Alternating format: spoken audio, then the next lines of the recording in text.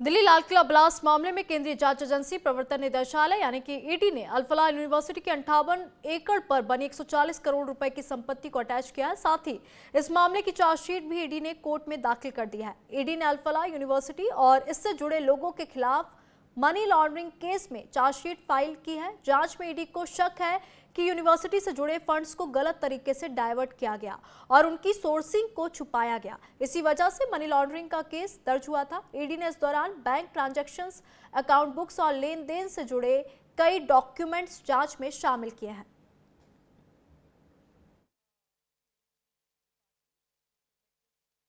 Delhi Lal Qila blast मामले में आतंक का मुख्य केंद्र माने जाने वाले अल-फलाह यूनिवर्सिटी के खिलाफ केंद्रीय जांच एजेंसी ईडी यानी परिवर्तन निदेशालय ने आज बड़ी कार्रवाई को अंजाम दिया है। 140 करोड़ की प्रॉपर्टी को अटैच किया है।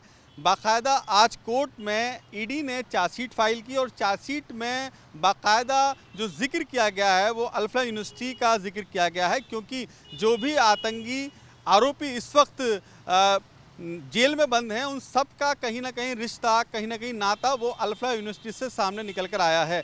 जो भी गिरफ्तारियां की गई या जो भी पूछताछ की गई उसमें साफ जाहिर है कि विदेश से मोटे पैमाने पर फंडिंग ली गई और उसके बाद बाकायदा उस फंडिंग का गलत इस्तेमाल किया गया, आतंकवाद में इस्तेमाल किया गया।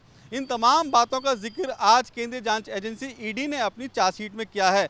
अगर इसकी संस्थापक की माने तो जावेद अहमद सिद्दीकी की भी कहीं ना कहीं मुश्किलें बढ़ती नज़र आएंगी, क्योंकि चार्जशीट में साफ जो नाम जिक्र किया है वो जावेद अहमद सिद्दीकी जो इस पूरी अल-फलाह यूनिवर्सिटी के संस्थापक हैं, साथ के साथ उनके बेटे का भी जिक्र किया गया है जो जिस पर 2 नेशनलिटी पाई गई। पहली नेशनलिटी जो पेश की कोर्ट में वो भारतीय की गई जो पूरी तरह फर्जी पाई गई, और जब दूसरी उन्होंने नेशनलिटी पेश की तो उसमें ब्रिटिश यानी लंदन की नेशनलिटी पाई गई।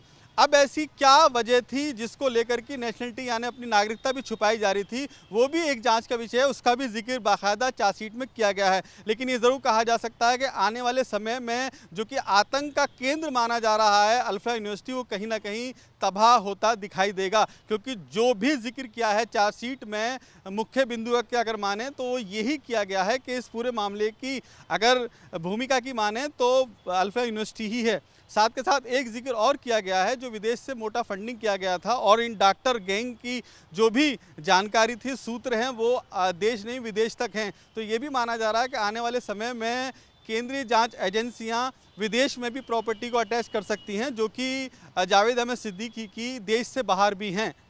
अब देखने वाली बात ये होगी जिस तरह से चार्जशीट में अल-फलाह यूनिवर्सिटी का जिक्र किया गया है, इसके बाद आने वाले समय में अल-फलाह यूनिवर्सिटी का क्या होता है। कैमरामैन अरब के साथ अली शरर, न्यूज़ इंडिया, दिल्ली।